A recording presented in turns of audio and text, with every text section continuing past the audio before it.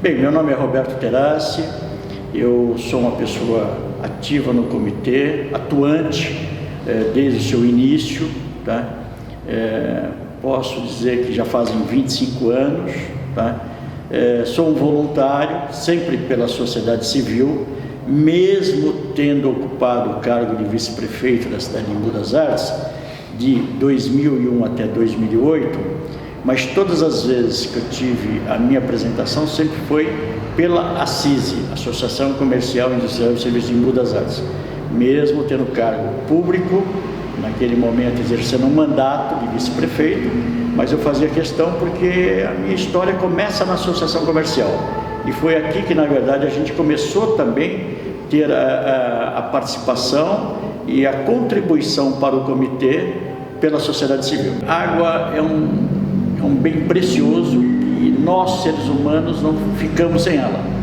Você pode até ficar sem comer, haja visto que muitas vezes se faz greve de fome, mas as pessoas não deixam de beber água porque ela é fundamental. O Estado de São Paulo tem 22 comitês, 21 são soberanos, tá? Eles se reúnem com as suas cidades que fazem parte, que têm mananciais, e as que não fazem também. Ou seja, as 645 cidades do Estado de São Paulo, elas estão inseridas em cada comitê. Agora, o mais importante de tudo é o seguinte, que dos 22, só tem um, que na verdade é esse gigante. E gigante, a gente está sabendo que na verdade já não funciona mais, que é o Comitê Alto Tietê. Ele tem, na verdade, ele teve um objetivo de fazer as suas leis específicas, tá? Como foi a Guarapiranga, Subcomitê Cotia Guarapiranga, depois veio a Billings, Cabeceiras, o Alto Tietê, o Pinheiros Pirapora, são 5 subcomitês. E aí, as 5 leis hoje já estão prontas. E qual é a sugestão que eu tenho falado com muita propriedade e também com muita perseverança, que nós temos que alterar isso? Nós temos que agora fazer esses subcomitês virar comitês. Já que nós temos 21 soberanos, que não tem nenhuma subcomitê, como poderia dizer filial ou braço, né? Fazer o subcomitê Cotia Guarapiranga ser Comitê Cotia Guarapiranga, porque aí ele vai se reunir com as 8 cidades, vai haver uma motivação maior dos prefeitos, porque a distância de participação vai ser menor. Imagina uma cidade de Embu Guaçu que faz parte do Comitê Alto Tietê, o prefeito sai de lá para ir para a Rua Boa Vista. É 3 horas de viagem, 2 horas e meia, 3 horas, quando a gente podia estar reunindo aqui, haver uma mobilização maior da sociedade civil, dos municípios, o Estado que se desloque e venha ao encontro, e não, na verdade, os municípios saírem e sempre lá no centro de São Paulo. Então, a sugestão que eu tenho falado muito para você dar nova vida, novos rumos, alcançar novos objetivos, que é a preservação, tem que acontecer isso de imediato. É uma lei que vai ter que ser aprovada, mas aí eu tenho certeza que a eficácia vai ser muito maior e o resultado com certeza vai ser muito maior. Esse desmembramento, ele é extremamente necessário. Por quê? Porque uma vez que você reúne tudo que é gigante, ele não funciona mais. Você vem hoje nas reuniões, tanto das câmaras temáticas, das câmaras técnicas, que é uma preparação para as reuniões do comitê, as plenárias, que ocorre, sabe, também 6 reuniões ao ano, não há uma agilidade, não há uma produção tão necessária de correções, de inovações.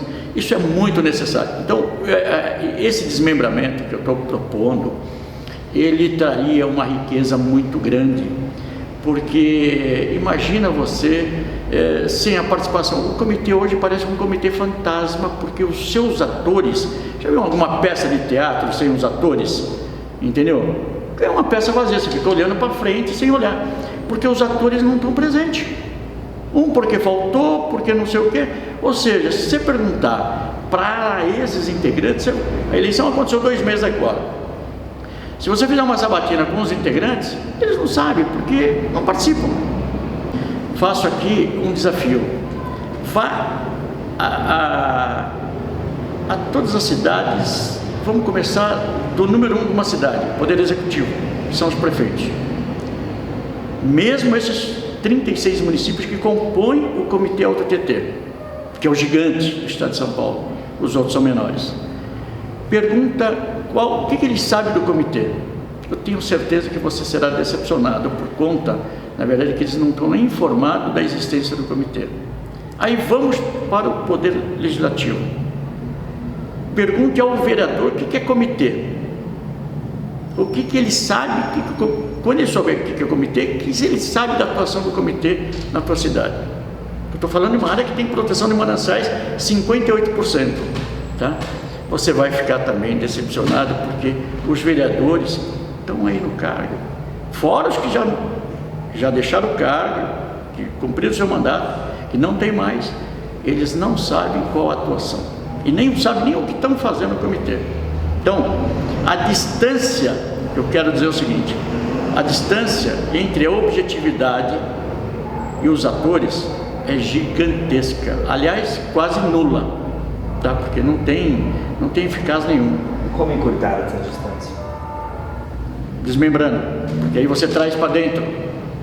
Você acha que um vereador de Embu das Artes vai participar de uma reunião do comitê lá na Rua Boa Vista? Uma viagem, trânsito pesado, uma mobilidade difícil, sem metrô, sem transporte de massa que nós temos? Ao longo desses 25 anos, que momentos você se lembra que foram importantes na atuação do comitê?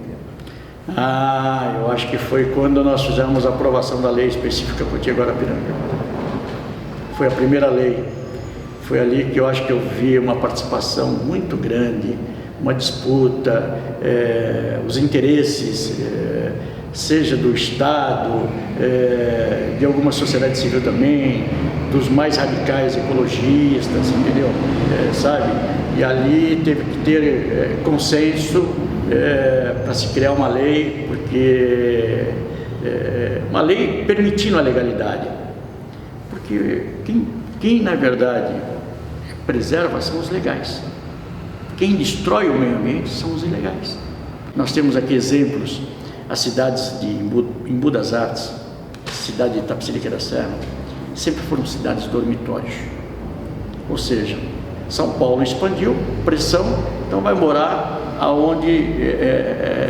aonde você não pode, porque aí já havia o fatiamento irregular, e aí o que acontece? Vieram para a cidade. Então a cidade dormitório não tinha emprego, não tinha absolutamente nada.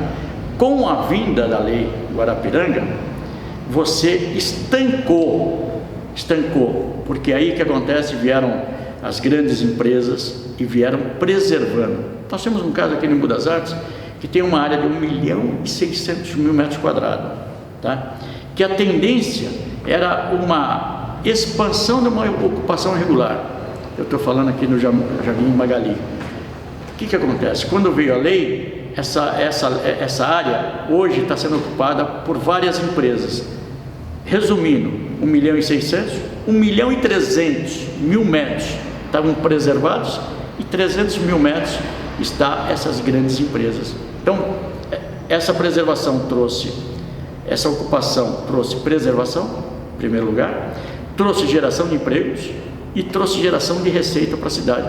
Porque as cidades hoje de Itapecerica e Embu das Artes, se não fosse essa lei Guarapiranga, arrecadaria 50% a menos do que elas arrecadam hoje. Então, o ICMS hoje é o maior carro-chefe de contribuição dessas duas cidades que eu citei, Embu das Artes e Itapecerica, graças a essa lei. E graças a essa lei também, o indivíduo não precisa sair daqui e levar 3 horas para trabalhar em São Paulo. Muito pelo contrário, pessoas de São Paulo que estão vindo trabalhar nessa região por falta ainda de qualificação dos moradores dessa região.